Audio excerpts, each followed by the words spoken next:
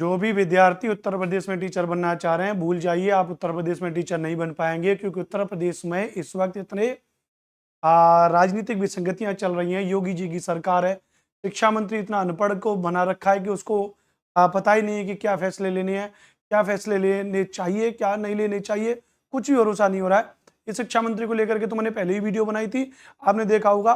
पूरे बाईजात पने के फैसले लिए जा रहे हैं उत्तर प्रदेश में।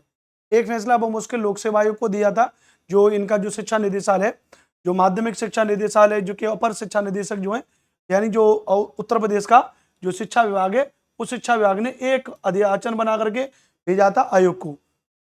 उन्होंने जो है कि शिक्षा निदेशालय ने, लोक सेवा आयोग ने उस अध्याचन को वापस भेज दिया कि अध्याचन अधूरा है।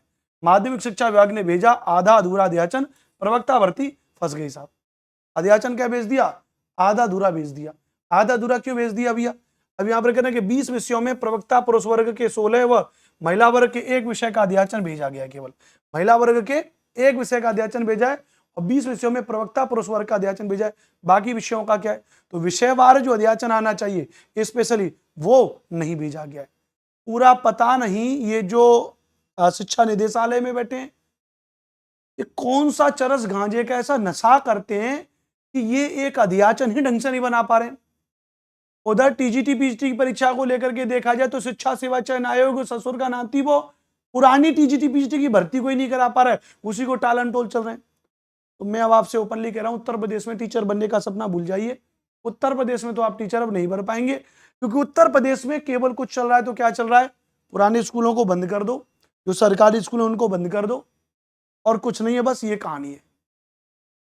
तो कुल मिलाकर के ये कहानी बहुत बड़ी है। इसके बारे में बहुत ज्यादा मैं कुछ कह नहीं सकता हूं, क्योंकि क्रोध में, गुस्से में मैं कुछ कह दूंगा तो फिर इसको लेकर के तमाम जो है कि उसको लेकर के आलोचना शुरू हो जाती है। पिछली बार मैंने शिक्षा मंत्री संदीप जो है उनको लेकर के, जो बीईओ के बीएसए के उसमें केस में वो फंसे थे 20-20 लाख रुपए रिश्वत लेने के मामले, मैंने वीडियो बना दिया था, इसी चैनल पे पड़ा है। तो उसको लेकर के तमाम उनके गुरुओं ने मुझे फोन करके धमकियां दी थी, मैंने उसका वीडियो भी डाला था यूट्यूब पे। तो बहुत ज्यादा मैं कुछ कहूंगा नहीं, क्योंकि मैं कुछ गुस्से में कह दूंगा, क्योंकि आप सभी लोग हमसे पूछते हो कि भाई भर्ती कब आएगी, भर्ती कब आएगी, और हमको जवाब दे नहीं पाते। हमको लगता है कि हम जवाब देते हैं कि जब अध्याचन आएगा तभी भर्ती आएगी। अध्याचन होगा नहीं, क्योंकि लोग सब चरस गांजे का नशा करके पड़े हुए शिक्षा निदेशालय में। वाकई में तो कुछ नहीं हो सकता है। ऐसे ऐसे फैसले हैं जो समझ में नहीं आ रहा, क्या भाई साहब किस बात के लिए आप लेकर के आ रहे हो हैं? सारा जो डिपार्टमेंट है उस डिपार्टमेंट को लेकर के नहीं आ रहे हो। मैं किसी व्यक्ति का विशेष का विरोध नहीं करता हूं। जो एक अभी वायरल न्यूज चल रहा था, रिंकू सिंह जो क्रिकेटर है उनको बीएसए बना दिया गया। अब 8वीं पास उसके बारे में बताया जा रहा है, मैंने उसके बारे में रिसर्च नहीं किया, जो सोशल मीडिया पे बताया जा रहा है उसके आधार पर बता रहा हूँ कि 8वीं पास वो व्यक्ति क्रिकेटर बन गया, अब उसको बीएसए बना दिया। तो किस बात के लिए उसको बीएसए बना दिया? मैं उस व्यक्ति विशेष की बुराई नहीं कर रहा हूँ, वो बहुत अच्छा व्यक्ति है, बहुत अच्छा क्रिकेटर हो सकता है, बहुत अच्छी बात है, लेकिन शिक्षा विभाग में उसका क्या काम? शिक्षा विभाग में आपको लेकर के आना है तो आपको बीएसए बनाना था, तो किसी डिग्री कॉलेज के किसी व्यक्ति को, किसी बड़े मतलब उस व्यक्ति को लेकर आते, या कोई शिक्षा विभाग से जुड़ा हुआ कोई अच्छा काम कर रहा हो उसको आप बीएसए बनाते, ताकि कम से कम बच्चे उसे कुछ प्रेरणा तो लें। अब 8वीं पास क्रिकेटर से क्या बच्चे प्रेरणा लेंगे? क्रिकेट का अलग कंसर्न है, पढ़ाई लिखाई का अलग कंसर्न है। तो ऐसे फैसले योगी सरकार में लिए जा रहे हैं जो बाइज्जत बकवास वाले फैसले। ये उम्मीद नहीं थी योगी सरकार, मोदी सरकार से कि इस तरीके के छोटे छोटे फैसले बकवास भरे ये लोग लेंगे।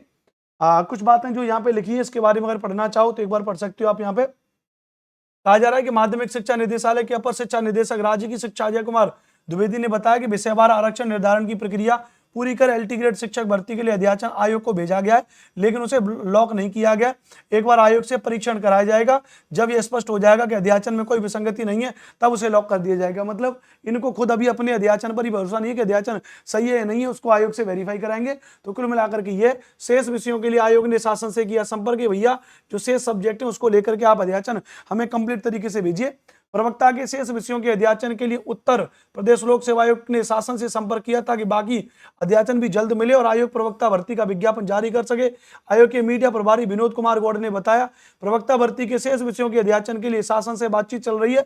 एलटी ग्रेड शिक्षक भर्ती के लिए आयोग को बुधवार तक कोई भी अध्याचन प्राप्त नहीं हुआ, ध्यान रखना। ये आज ही की कटेंगे तो कह रहे हैं भैया आज उनको कोई अध्याचन प्राप्त नहीं हुआ, जो शेष सब्जेक्ट है, ध्यान रखना, ठीक है भैया। राज्य के इंटर कॉलेजों में प्रवक्ता भर्ती के लिए माध्यमिक शिक्षा विभाग ने उत्तर प्रदेश लोक सेवा आयोग की यूपीपीएससी को रिक्त पदों का अध्याचन आधा अधूरा ही भेज दिया है।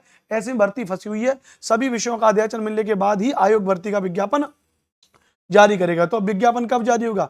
विज्ञापन जारी होगा जब भर्ती का पूरा जो है कि अध्याचन ये लोग भेजेंगे, जो पॉसिबल नहीं है, जो पॉसिबल नहीं, ध्यान रखना भैया। तो आप लोग भैया फोकस करिए किन्हीं और भर्तियों पर। उत्तर प्रदेश में कुछ नहीं हो सकता, यहाँ पे चरस गांजे की सरकार है, ये मान लीजिए बाबाओं की सरकार है। अब वाकई में ऐसा लग रहा है कि ये बाबाओं की सरकार है। बाबा को कहते ना कि विप्र सुदामा बसते सदा अपने धाम, भिक्षा कर भोजन करें ए जपे हरे नाम।